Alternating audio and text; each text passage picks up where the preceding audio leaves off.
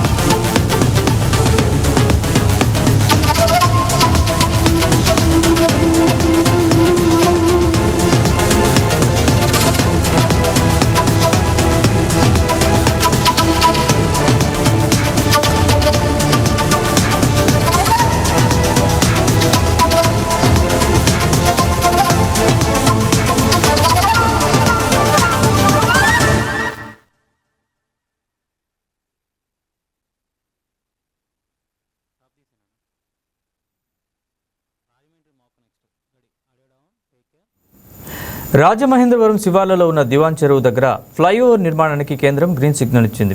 2.55 కిలోమీటర్ల పొడవైన ఫ్లైఓవర్ నిర్మాణానికి ఆమోదం తెలిపింది. ఈ ప్రాంత వాసులు ఈ ప్రాజెక్టు కోసం ఎన్నో రోజుల నుంచి ఎదురు చూస్తుండగా ఎట్టకేలకు కేంద్ర రోడ్డు రవాణా జాతీయ రహదారుల శాఖ మంత్రి నితిన్ గడ్కరీ ఆమోదం తెలిపారు. మరింత సమాచారాన్ని తూర్పుగోదావరి జిల్లా నుంచి మా ప్రతినిధి బర్మ అందిస్తారు. ఉభయ గోదావరి జిల్లాల ప్రజల చిరకాల కోరిక ఉన్నటువంటి ఏదైతే దివాన్ చెరువు ఫ్లైఓవర్ నిర్మాణం అన్నది ఎట్టకేలకి కేంద్ర ప్రభుత్వం ఒక వరంలా ప్రసాదించిందని చెప్పాలి. కూటమి ప్రభుత్వం చొరవతోటి పూర్తిగా కూడా ఈ దివాన్ చెరువు దగ్గర ఉన్నటువంటి ట్రాఫిక్ కష్టాలు మరికొన్ని రోజుల్లో తీరబోతున్నాయి. ముఖ్యంగా ఈ దివాన్ చెరువు 2.55 కిలోమీటర్ల మేర దివాన్ చెరువు నుండి ముఖ్యంగా కామన్ బ్రిడ్జ్ వరకు పూర్తి స్థాయిలో ప్రస్తుతం ఈ నిర్మాణ పనులు శరవేగంగా సాగుతున్నాయి. మనం విజువల్స్లో చూడొస్తూ పూర్తిగా కూడా ఇక్కడ ఉన్నటువంటి నిర్మాణ పనులకు సంబంధించి గడిచిన 2 నెలల నుంచి కూడా పూర్తి స్థాయిలో పిల్లల నిర్మాణం అయితే ప్రస్తుతం జరుగుతూ ఉన్నది. దివాన్ చెరువు ప్రాంతం నుంచి కామన్ బ్రిడ్జి వరకు ప్రస్తుతం ఈ పనులు అయితే కొనసాగనున్నాయి. మరొక 6 నెలల పాటు పూర్తిగా కూడా ఈ పనులు శరవేగంగా జరుగుతాయి. ఆ తర్వాత పూర్తి స్థాయిలో ఈ దివాన్ చెరువుకి సంబంధించి నిర్మాణం అన్నది అందుబాటులోకి రానుందని చెప్పి కూడా ప్రస్తుతం ఏదైతే అధికారులు చెప్తా ఉన్నారు. ముఖ్యంగా 327 కోట్ల రూపాయలతోటి ఏదైతే రాజమండ్రి ఎంపీ అలాగే బీజేపీ అధ్యక్షురాలు దగ్గుబాటి పురంధేశ్వరి ప్రత్యేక చొరవ తీసుకోవడంతో కేంద్రం నుంచి ఈ ఆమోదం అయితే లభించింది. దివాన్ చెరువు జంక్షన్ వద్ద నుంచి ముఖ్యంగా వాహనాల రద్దీ మనం విజువల్స్లో కూడా చూస్తున్నాం. భారీగా వాహనాల రద్దీ ఉంటుంది. ఇక్కడ వరుస ప్రమాదాలు కూడా ఎక్కువగా జరుగుతున్న నేపథ్యంలో ఫ్లైఓవర్ నిర్మాణం చేస్తే బాగుంటుందని కూడా పురంధేశ్వరి ఏదైతే ఒక సూచన చేయడం, దానికి నిర్మాణానికి కేంద్రం అంగీకరించడం, ఇది ఏపీ ప్రజలకి ఒక వరం. ముఖ్యంగా ఉభయ గోదావరి జిల్లాల ప్రజలకైతే ఒక చిరకాల వాంఛనే కూడా చెప్పొచ్చు. అయితే సమీప గ్రామాల నుంచి అధిక సంఖ్యలో ప్రజలు నిత్యం ఇక్కడి నుంచి కాకినాడ విశాఖపట్నం ప్రాంతాలకి రాకపోకలు సాగిస్తూ ఉంటారు. పాదచారులతో పాటు వాహనాల సంఖ్య పెరగడంతో ఇబ్బందులు పూర్తిగా ఎక్కువైన నేపథ్యంలో ఫ్లైఓవర్ నిర్మాణం అయితే ప్రస్తుతం చేపట్టారు. ముఖ్యంగా 327 కోట్లతోటి ప్రస్తుతం ఈ 2.55 కిలోమీటర్ల పొడవుతోటి ఫ్లైఓవర్ అయితే ప్రస్తుతం నిర్మిస్తున్నారు. అలాగే దివాన్ చెరువు అక్కడి నుంచి కామన్ బ్రిడ్జి జంక్షన్, పండ్ల మార్కెట్ వంటి ముఖ్యమైన ప్రదేశాలు ఏవవుతున్నాయి వాటిని అన్నింటినీ కూడా లింక్ చేస్తూ ఈ ఫ్లైఓవర్ నిర్మాణం అయితే జరుగుతున్నట్టు అధికారులు అయితే సమాచారం తెలుస్తున్నారు. త్వరలోనే ఫ్లైఓవర్కి సంబంధించి పనులు కూడా పూర్తి చేసి రాబోయే పుష్కరాలకి పూర్తి స్థాయిలో ఇక్కడ ఎటువంటి ట్రాఫిక్ కష్టాలు లేకుండా ఇతర ప్రాంతాల నుంచి ముఖ్యంగా ఉత్తరాంధ్ర ప్రాంతాల నుంచి వచ్చే వాళ్ళకి ఎటువంటి సమస్యలు తలెత్తకుండా ట్రాఫిక్ ఇబ్బందులు కూడా పూర్తిగా ఉండకుండా చూసేందుకు ప్రస్తుతం ఇక్కడ శరవేగంగా పనులు అయితే కొనసాగుతున్న పరిస్థితి అయితే ఉంది. అయితే ఇక్కడి నుంచి దివాన్ చెరువు నుంచి విశాఖపట్నం వరకు కూడా ఇప్పటివరకు 4 లేన్ల నేషనల్ హైవే మాత్రమే ఉంది. దీన్ని కూడా పూర్తి స్థాయిలో 6 లేన్ల విస్తరణ చేయాలని దీనిలో భాగంగానే ఇప్పుడు కీలక నిర్ణయం కూడా తీసుకున్నారు. అయితే ప్రస్తుతం దానిలో భాగంగా పూర్తి స్థాయిలో ఈ నిర్మాణం పనులు అలాగే అయినంటనే అటు విశాఖపట్నం నుంచి ఇటు కాకినాడ రాజమండ్రికి సంబంధించినంత వరకు విజయవాడ వరకు కూడా 6 లైన్ల విస్తృతదారి అయితే 6 లైన్ల విస్తృత రహదారి అయితే త్వరలో రాబోతోంది. దీనిలో భాగంగానే ఇప్పటికీ నిధులు కేటాయించడం, పనులు ఒకవైపు శరవేగంగా సాగుతున్న పరిస్థితులు అయితే ఉన్నాయి. తూర్పుగోదావరి జిల్లా వ్యాప్తంగా ఎప్పటి నుంచో దీని మీద ఈ ఫ్లైఓవర్కి సంబంధించినంత వరకు చాలా ఆశలు పెట్టుకున్నారు. గత ప్రభుత్వంలో కూడా ఎన్నో వినతులు ఇచ్చినా సరే పట్టించుకోలేనటువంటి ఆ ప్రభుత్వం ప్రస్తుతం కూటమి ప్రభుత్వం ఏర్పడిన తర్వాత తాజాగా ఇక్కడ ఉన్నటువంటి ఎంపీ అలాగే కాకినాడ నగర ఎమ్మెల్యే సంబంధించి వినతులు పూర్తిగా రాజమహేంద్రవరానికి సంబంధించి నగరానికి సంబంధించి ఎమ్మెల్యే ఆదిరెడ్డి శ్రీనివాసు చొరవతోటి ప్రస్తుతం ఈ ఫ్లైఓవర్ సంబంధించి నిర్మాణ పనులు అయితే శరవేగంగా జరుగుతున్నాయి. ఇక్కడ ప్రజలు కూడా చాలా సంతోషం ఆనందం వ్యక్తం చేస్తున్నారు. త్వరలో ఇది అందుబాటులోకి రానుంది. ముఖ్యంగా పుష్కరాల సమయానికి ఇది పూర్తి స్థాయిలో అందుబాటులోకి వస్తుంది. ఇతర ప్రాంతాల నుంచి వచ్చిన తర్వాత ఇక్కడ ఉన్నటువంటి పుష్కర ఘాట్లలో పుణ్యస్నానాలు ఆచరించే భక్తులు ఎవరైతే ఉన్నారో వాళ్ళందరికీ కూడా ట్రాఫిక్ సమస్యలు తీరుతాయి. సిటీ నుంచి బయటికి రావడానికి పూర్తిగా కూడా ఈ భారీ వాహనాలు సిటీలో తిరగకుండా బయట నుంచే వెళ్ళిపోయేలాగా ఇది ఎంతగానో ఉపయోగపడుతుంది. కాబట్టి ప్రభుత్వం తీసుకున్నటువంటి చొరవకి పూర్తిగా కూడా స్థానికులందరూ కూడా కృతజ్ఞతలు తెలుపుతున్న పరిస్థితి అయితే వీడియో జర్నలిస్ట్ సుధాకర్తో వైకే టీవీ తూర్పుగోదావరి జిల్లా రాజమండ్రి గామన బ్రిడ్జ్ వద్ద. కర్నూలు అవుట్డోర్ స్టేడియంలో నూతనంగా ఏర్పాటు చేసిన పికిల్ బాల్ కోర్టుని పరిశ్రమల శాఖ మంత్రి టీజీ భరత్ ప్రారంభించారు. క్రీడాకారుల సౌకర్యార్థం 2.5 కోట్ల అంచనా వ్యయంతో సింథటిక్ వాకింగ్ ట్రాక్, వాలీబాల్ కోర్టుల నిర్మాణ పనులకు శ్రీకారం చుట్టామని ఆయన తెలిపారు. క్రీడాకారుల కోసం ప్రపంచ స్థాయి ప్రమాణాలతో మౌలిక వసతులు కల్పిస్తూ స్టేడియాన్ని సర్వాంగ సుందరంగా తీర్చిదిద్దడమే తమ ప్రభుత్వ ధ్యేయమని, ఇందుకోసం ప్రత్యేక నిధులు కేటాయించి మరింత అభివృద్ధి చేస్తామని మంత్రి చెప్పారు. ఎస్టీబీసీ కళాశాల మైదానంలో ఎలాంటి ఆక్రమణలు జరగకుండా కఠిన చర్యలు తీసుకుంటామని హెచ్చరించారు. కర్నూలు అవుట్డోర్ స్టేడియంలో అభివృద్ధి పనుల గురించి మరింత సమాచారం మా ప్రతినిధి మురళీకృష్ణ లైవ్లో అందిస్తారు. మురళి, చెప్పండి.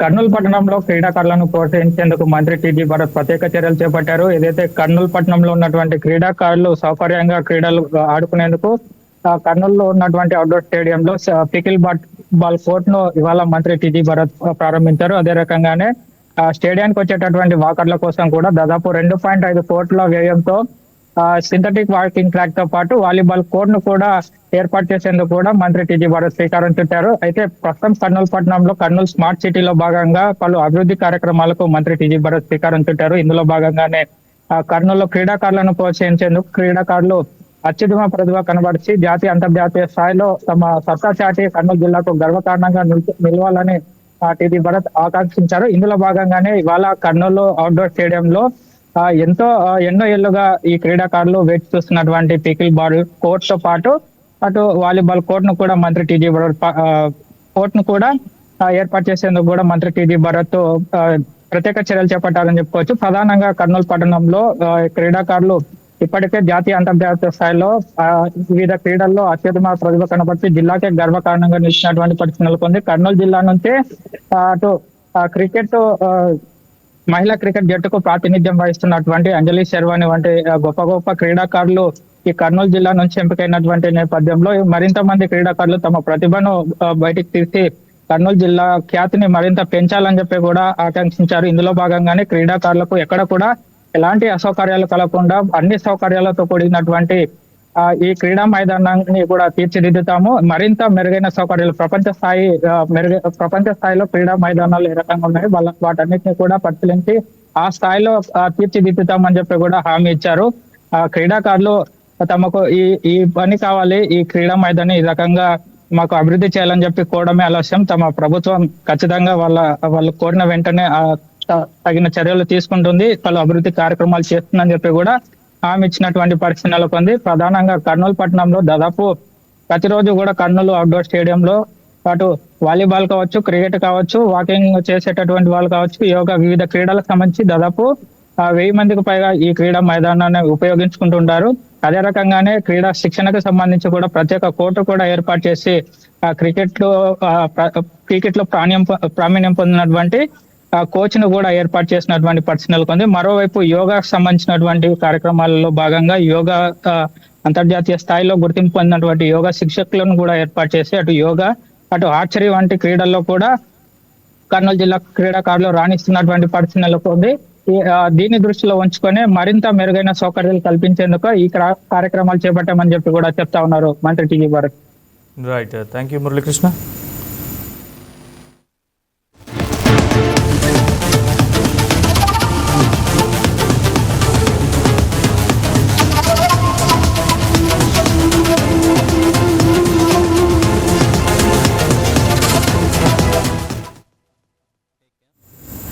గాజువాక నియోజకవర్గంలోని పలు చెరువులు, పార్కుల అభివృద్ధి పనులకు త్వరలో శ్రీకారం చుట్టనున్నట్లు ఎమ్మెల్యే పల్లా శ్రీనివాసరావు తెలిపారు. AP greening and beautification corporation అధికారులు ఇంజనీరింగ్ విభాగంతో కలిసి తోకాడ, లక్కరాజుపాలెం, కాపు జగ్గరాజుపేట, దువ్వాడ చెరువులతో పాటు 75వ వార్డులోని మహిళా థీమ్ పార్క్ సహా పలు పార్కులను ఆయన పరిశీలించారు. అమృత్ పథకంలో భాగంగా GVMC, VM and RDA, AP greening and beautification corporation సమన్వయంతో అభివృద్ధి పనులు చేపట్టి త్వరలోనే టెండర్లు పిలిచి ప్రజలకు అందుబాటులోకి తీసుకొస్తామని ప్రకటించారు. మహిళలు, పిల్లలు, వృద్ధులకు అనువుగా నియోజకవర్గంలో 50కి పైగా పార్కులను ఆధునికంగా అభివృద్ధి చేస్తామని తెలిపారు. రోజు మరి గ్రీనింగ్ కార్పొరేషన్ ఎండి గారు రావడం జరిగిందండి, అలాగే డైరెక్టర్ గారు కూడా. వారితో పాటు ఇక్కడ గ్రీనింగ్ కార్పొరేషన్ సంబంధించినటువంటి అధికారులు కూడా వచ్చారు. అయితే వారు వచ్చినందుకు గాను వారికి గాజువాక ప్రజల తరఫున నేను వారికి ధన్యవాదాలు తెలియజేస్తున్నా. అయితే వారు ముఖ్యంగా మన ప్రాంతంలో ఏవైతే చెరువులు ఉన్నాయో డెవలప్ కానటువంటి చెరువులకి వాటిని చూసి డెవలప్ చేద్దామనే ఉద్దేశంతో వారు ఇక్కడ రావడం జరిగింది.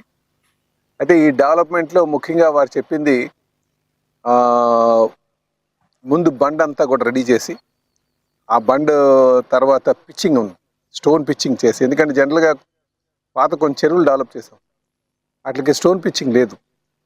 స్టోన్ పిచ్చింగ్ చేస్తే చాలా అందంగా ఉంటుంది అది. కనుక బండ్ డెవలప్ చేసి స్టోన్ పిచ్చింగ్ చేసి దానికి బౌండరీ అంతా కూడా ఫిక్స్ చేసి చేయడానికి వారు ఆదేశాలు ఇవ్వడం జరిగింది. అలాగే బ్యాలెన్స్ వర్క్లు ఇంకేమైనా ఉంటే వాళ్ళు చేయడానికి కూడా సిద్ధంగా ఉన్నారు. అలాగే డీసిల్టింగ్ కూడా, అందులో డీసిల్టింగ్ కూడా ఒక భాగంగా పెట్టుకున్నారు. అయితే కూటమి ప్రభుత్వం అధికారంకి వచ్చిన తర్వాత ఇక్కడ ఏవైతే నీలకుంట్లు ఉన్నాయో అవన్నీ కూడా పరిరక్షించాలని ఒక ఉద్దేశంతో వెళ్తున్నాం. అలాగే ఇది ఆహ్లాదమైనటువంటి వాతావరణంలో ఉంచాలి, ఆ చుట్టుపక్కల ఉన్నటువంటి వారందరూ కూడా అది వినియోగించుకునేటట్టుగా వాకింగ్ ట్రాక్ కూడా. అయితే వాకింగ్ ట్రాక్ కూడా వాళ్ళు చేయడానికి సిద్ధంగా ఉన్నారు. కాకపోతే కొన్ని ఏమన్నామంటే పిచ్చింగ్ చేస్తే కొన్ని పనులు జీవీఎంసీతోని, కొన్ని పనులు విఎంఆర్డీతో చేయిద్దామని ఒక ఆలోచనతో ఉన్నాం. సో ఇవన్నీ కూడా కోఆర్డినేట్ చేసుకుని ముందుకు వెళ్తున్నాం. భవిష్యత్తులో మంచిగా నిర్మాణం, మంచిగా చెరువులు, మంచి పార్కుల కింద కూడా తయారు చేస్తాం. విజయవాడ భవానీ ఐలాండ్లో పర్యాటకులకు ఇకపై మరింత ప్రశాంతమైన బోటింగ్ అనుభవం అందబోతోంది. డీజిల్ బోట్లకు స్వస్తి పలుకుతూ పర్యావరణహిత సోలార్ బోట్లను ప్రవేశపెట్టేందుకు ఏపీ పర్యాటక అభివృద్ధి సంస్థ సిద్ధమైంది. శబ్దం, గాలి, నీటి కాలుష్యాన్ని తగ్గించడంతో పాటు సౌరశక్తిని వినియోగిస్తూ గ్రీన్ టూరిజానికి ఊతమిచ్చేలా ఈ ప్రాజెక్టును చేపట్టింది. తొలి దశలో 2 కోట్లతో 4 సోలార్ మెకనైజ్డ్ బోట్లను భవానీ ఐలాండ్లో అందుబాటులోకి తీసుకురానుండగా భవిష్యత్తులో రాష్ట్రంలోని ఇతర పర్యాటక కేంద్రాలు కూడా ఈ విధానాన్ని విస్తరించే యోచనలో ఉంది. భవానీ ఐలాండ్లో త్వరలో అందుబాటులోకి రానున్న ఈ సోలార్ బోట్ల ప్రత్యేకతలు, పర్యాటకులకు కలిగే ప్రయోజనాలపై మా విజయవాడ ప్రతినిధి బిందు మరింత సమాచారాన్ని అందిస్తారు. విజయవాడలో ఆకర్షణీయంగా కనిపించే దాంట్లో ముఖ్యమైనది భవానీ ఐలాండ్. భవానీ ఐలాండ్కి సందర్శకులు, పర్యాటకులు ప్రతిరోజు వస్తూనే ఉంటారు. అటువంటి భవానీ ఐలాండ్లోనే కీలకమైనవి బోట్లు. ఈ బోట్లలో ప్రయాణం చేయాలని కూడా ప్రతి ఒక్కరు ఆసక్తిగా ఎదురు చూస్తూ ఉంటారు. అయితే ఈ నేపథ్యంలో ప్రభుత్వం కొత్త ప్రతిపాదనకు అయితే నాంది చుట్టిందనే చెప్పుకోవచ్చు. ఇప్పుడు దాకా డీజిల్తో నడిచే ఈ బోట్లన్నీ కూడా సోలార్ బోట్లు రాబోతున్నాయి.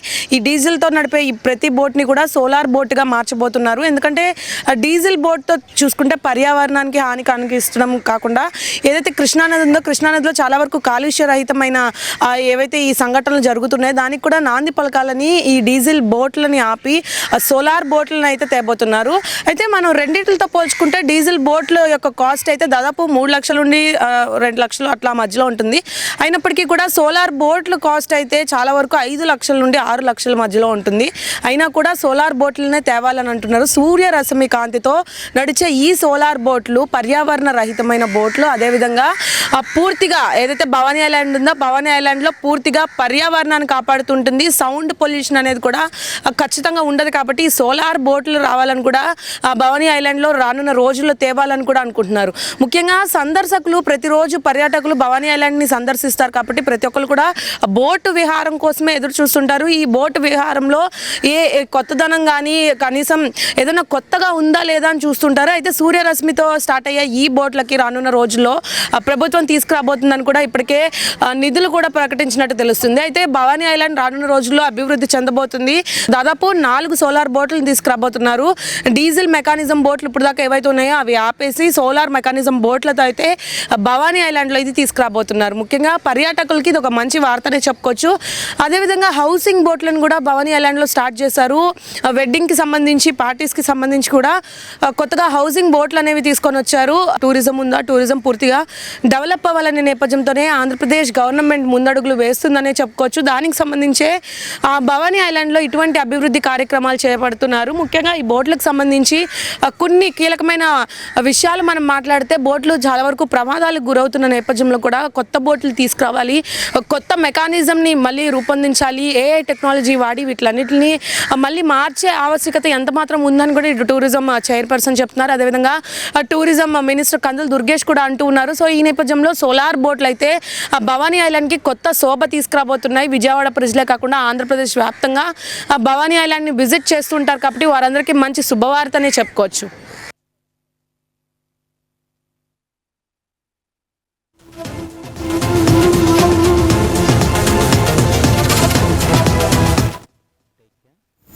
కృష్ణా జిల్లా పెనమలూరు మండలంలో విద్యుత్ మౌలిక సదుపాయాల అభివృద్ధికి మరో కీలక అడుగు పడింది. విద్యుత్ ఇంధన శాఖ మంత్రి గొట్టిపాటి రవికుమార్ ఈ కార్యక్రమాన్ని ప్రారంభించారు. ఎమ్మెల్యే బోడి రవికుమార్తో కలిపి యనమలకుదురు, పెదపులిపాక గ్రామాల్లో పర్యటించి కోట్ల రూపాయల విలువైన విద్యుత్ అభివృద్ధి పనులకు శంకుస్థాపనలు, ప్రారంభోత్సవాలు నిర్వహించారు. విద్యుత్ సరఫరా మరింత నాణ్యంగా, అంతరాయం లేకుండా అందించడమే ప్రభుత్వ లక్ష్యమని మంత్రి స్పష్టం చేశారు. దాదాపు 80 కనెక్షన్స్ ఇస్తున్నాం. ఆ కాలనీలో ఒక 4 ఇవాళ సింగరైజ్ చేశాము. మిగతా అన్ని కూడా రాబోయే వారం రోజుల్లో మొత్తం కూడా కంప్లీట్ చేయమన్నాం. ఈ కాన్స్టిట్యున్సీలో సూర్య గారి ద్వారా రాష్ట్రం మొత్తం మీద 6 లక్షల కనెక్షన్స్ ఇస్తా ఉన్నాం. అవి కూడా తొందరగా ఆగస్టు చివరికల్లా కంప్లీట్ చేయమని ముఖ్యమంత్రి గారు పదే ఆదేశిస్తున్నారు. అందుకని మన డిస్కమ్స్ వాళ్ళందరితో కూడా మాట్లాడి స్పీడ్గా చేసి కంప్లీట్ చేయమని చెప్తా ఉన్నాం. అట్లనే ఈ కాన్స్టిట్యున్సీలో ఎక్కడైతే లో వోల్టేజ్ ఉందో అక్కడ అన్ని చోట్ల కూడా సబ్స్టేషన్స్ నిర్మాణం కానీ, సూర్య గారు కానీ ఆర్డీఎస్ఎస్ ద్వారా కార్యక్రమం ద్వారా ఇక్కడ ఏమేం చేయాలో అది దాదాపు ఇందాక ఎమ్మెల్యే గారు అడిగారు. 20 గ్రామాల్లో లో వోల్టేజ్ సింగిల్ ఫేస్ ఉందంటున్నారు. వాటిని 3 ఫేస్ కింద చేయమంటున్నారు. ఇందాక సీఎండీ గారితో కూడా మాట్లాడాను, ఐడెంటిఫై చేయమన్నాం. వాటిని ఇమీడియట్గా చేస్తాం. అదేవిధంగా 5000 పాపులేషన్ దాటిన ఏరియాల్లో కూడా దాదాపు 10 కోట్ల రూపాయలు ఖర్చు పెట్టేసి స్తంభాలు మార్చడం కానీ, లో వోల్టేజ్ సమస్యలు అధిగమించడం కానీ, ఇట్లాంటి 3 ఫేస్ సప్లై చేయడం కానీ ఇవన్నీ కూడా ఈ పెనమలూరు కాన్స్టిట్యున్సీలో చేయడం జరిగిందనమాట. ఎందుకంటే రోజు ఈ ఏరియా మొత్తం డెవలప్ అవుతుంది. జనం ఎక్కువ ఉంటా ఉన్నారు. ప్రజలు అపార్ట్మెంట్ల కల్చర్ కానీ, ఉద్యోగస్తులు కానీ ఎక్కువ నివాసం ఉంటున్నారు కాబట్టి పవర్ డిమాండ్ ఎక్కువగా ఉంది ఇక్కడ. అందుకని ఎమ్మెల్యే గారు రెగ్యులర్గా మానిటర్ చేస్తూ ఉంటాడు. ఎందుకంటే ఎక్కడ కూడా ఇబ్బంది జరగకూడదు, కరెంట్ లేదనే ఇబ్బందితోటి జనం ఇబ్బంది పడకూడదనే ఉద్దేశంతో ఎప్పుడు మానిటర్ చేస్తుంటారు. ఇంకా 2-3 చోట్ల సబ్స్టేషన్స్ నిర్మాణం చేయాలని అడిగారు. స్థలం చూడమని చెప్పాము. స్థలం చూడగానే ఇమీడియట్గా మన సీఎండీ గారు, డిపార్ట్మెంట్ వాళ్ళు అందరూ కూడా ఉన్నారు. ఇమీడియట్గా ఆ ప్రాబ్లం కూడా సాల్వ్ చేసి ఎక్కడ భోగాపురం అంతర్జాతీయ విమానాశ్రయం ప్రారంభానికి ఏపీఎస్ఆర్టీసీ సన్నాహాలు చేస్తోంది. వేగవంతం చేసింది. ప్రయాణికులకు సౌకర్యవంతమైన పర్యావరణ రహిత రవాణాను అందించేందుకు విశాఖపట్నం, భోగాపురం మధ్య ఆగస్టు 1 నుంచి 20 ఎలక్ట్రిక్ బస్సుల్ని అందుబాటులోకి తీసుకురానుంది. ఇప్పటికే 9 బస్సులు విశాఖకు చేరుకున్నాయి.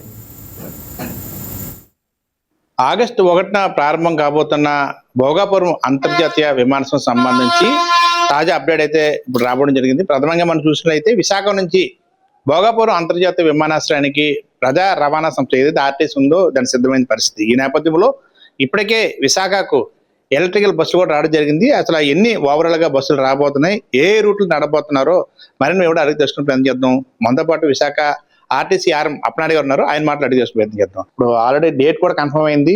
దేశ ప్రధాని నరేంద్ర మోదీ చేతి మీదుగా ఆగస్టు 1 ప్రారంభమవుతున్న ఈ ఎయిర్పోర్ట్ సంబంధించి భోగాపురం సంబంధించి కొత్త బస్సులు ఆల్రెడీ రావడం జరిగింది. కాబట్టి ఎన్ని బస్సులు వస్తున్నాయి, ఏ రూట్ నడుపుతారు సార్?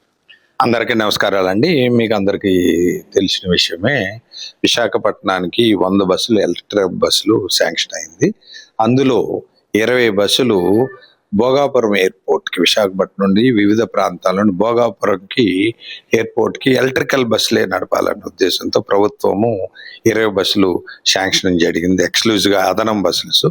ఇవన్నీ కూడా డిఫరెంట్ రూట్లో ఎలక్ట్రికల్ బస్సులు అన్ని కూడా ముఖ్యంగా మనకి గాజువాక నుండి ఉన్న డిపో స్టార్ట్ అవుతున్నాయి. సింహపూర్లో బస్సులు మొత్తం 80 బస్సులు కూడా ఈ 2 డిపోలకి, అంటే సింహపూర్ అండ్ గాజువాక డిపోకి రాబోతున్నాయి. ఈ 20 బస్సులు కూడా గాజువాక డిపో సంబంధించి ప్రస్తుతానికి స్టీల్ సిటీ డిపో నుండి ఆపరేషన్ స్టార్ట్ చేయగా ఉన్నాయి. మేము అన్ని కూడా సర్వే చేసామండి, ఏ ప్రాంతాల నుండి ఎక్కువ ఎయిర్పోర్ట్కి వెళ్తున్నారని. ఈ రకంగా 2 రూట్ ప్రధానంగా ఎన్నుకోవడం జరిగింది. ఇది ముఖ్యంగా గాజువాకలో 4 గంటలకు అలాగే స్టార్ట్ అయ్యి ఎన్ఏడి కొత్త రోడ్డు, అదేవిధంగా గురుద్వారు, తర్వాత మద్దిలపాలెము, తర్వాత మధురవాడ, ఆనందపురం మీదుగా భోగాపురం వెళ్ళడానికి ఒక రూటు 10 బస్సులు. అదేవిధంగా గాజువాక నుండి మొదలుపడి ఈ చివర అటు సిటీ మొదలుకొని ఎండింగ్ వరకు కూడా, అటు సింధియా మీదుగా గాజువాక నుండి సింధియా, అదేవిధంగా రైల్వే స్టేషన్, తర్వాత బస్ స్టేషన్, ఆ తర్వాత ఉడా పార్క్ తర్వాత ఋషికొండ మీదుగా మారికి వలస టచ్ చేసే ఐటీ హిల్స్ మీద, అదే తర్వాత అనంతపురం, తగరప వలస మీదుగా మనకి భోగాపురం ఏర్పాటు. దీన్ని కూడా ప్రతి అరగంటకి ఒక బస్సు ఉండేలాగా ఏర్పాటు చేశామండి. సాధ్యమైనంత వరకు బస్సులు పెంచడానికి ఉన్న పరిధిలో మేము పెంచడానికి పూర్తి స్థాయి ఎటువంటి ఇబ్బందులు లేకుండా ఏపీఎస్ఆర్ తరఫున అన్ని కూడా ఏర్పాట్లు చేసామండి. గురుద్వారు, వింకోజీపాలెం, ఉడా పార్క్, ఆర్టీసీ కాంప్లెక్స్, ఈ లాంజెస్ కూడా ఏర్పాటు చేస్తున్నారు. జిఎంఆర్ ఎయిర్పోర్ట్ ఈ లాంజెస్ కూడా ఏర్పాటు చేసి 4 రోజుల్లో రెడీ అయ్యి ఈ కూడా అందుబాటులో తెస్తారండి. ఈ లాంచెస్ అంటే ఈ ఎయిర్పోర్ట్ ప్రారంభమయ్యే నాటికి ఇవన్నీ సిద్ధం అవుతాయి సార్ ఓవరాల్ గా? అంటే ఎయిర్పోర్ట్ స్టార్ట్ అయ్యేసరికి సిద్ధమయ్యే అవకాశం ఉండదు, కొద్దిగా టైం పడుతుందండి. ఈ లోపు మనకు అలవాటు పడి వచ్చాక ఇవన్నీ కూడా సిద్ధం అవుతాయండి. ఇవన్నీ అంటే ఓవరాల్ గా టెస్ట్ రైడ్ నడుస్తుంది. అంటే ఓవరాల్ మీరు ఆల్రెడీ పర్యవేక్షించారు ఫస్ట్ ఎలా ఉన్నాయి. సో టెస్ట్ రైడ్ ఎప్పటి నుంచి ప్రారంభమయ్యే అవకాశం సార్?